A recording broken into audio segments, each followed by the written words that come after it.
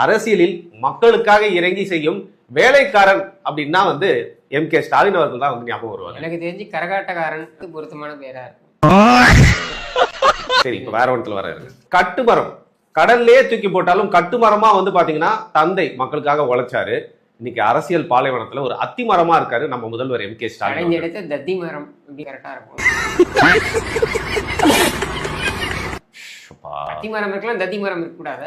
தமிழர்களே என்னை கடலில் தூக்கி போட்டாலும் நான் கட்டுமரமாக மிதப்பேன், நீங்கள் எல்லோரும் என் மீது பயணம் செய்யலாம் அப்படின்னு சொல்லும் பொழுது எல்லாரும் வந்து உண்மையில பயணம் செய்ய முடியுமா? சரி, இப்ப ட்ரெண்டியா வராருங்க. இன்னைக்கு மாடர்ன் பாலிடிக்ஸ்ல ஒரு இளைஞனாவே இருக்கிற அரசியல் டூட் தான் நம்ம முதல்வர் ஸ்டாலின். சவரம் பண்ணி தூக்கி போட்ட துரு பிடிச்ச பிளேடு தான் ஸ்டாலின். அவருடைய சன் ஒரு பைசனா அரசியல்ல வந்து பாத்தீங்கன்னா யாருக்கும் கட்டுக்கடங்காத காளையா இருக்காரு.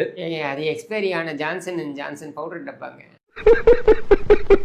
நல்லா எழுதி வச்சுட்டு வந்திருக்கீங்க போல. சொல்றேங்க, இதெல்லாம் எனக்கு படிக்க வேற படிக்கணுமா? இந்த மூதேவிகளை பத்தி நீங்க பேச போறீங்க அப்படின்னா நாங்க பதிலுக்கு எதிர்வாதம் சொல்ல மாட்டோமா? சப்ஜெக்டுக்குள்ள வர ஹார்ட் ஒர்க் அப்படின்னு சொல்லுவாங்க, ஸ்மார்ட் ஒர்க் அப்படின்னு சொல்லுவாங்க. எப்பவுமே வந்து இந்த நல்லா படிக்கணும் மக் அடிச்சு எழுதுறவங்க ஹார்ட் ஒர்க் பண்ணி வந்து பாத்தீங்கன்னா டப்பா அடிப்பாங்க. இந்த ஸ்மார்ட் ஒர்க் பண்றவங்க வந்து அப்படியே வந்து கான்செப்ட் ரெண்டுமே கிடையாது, இவங்க ஹேண்ட் ஒர்க்.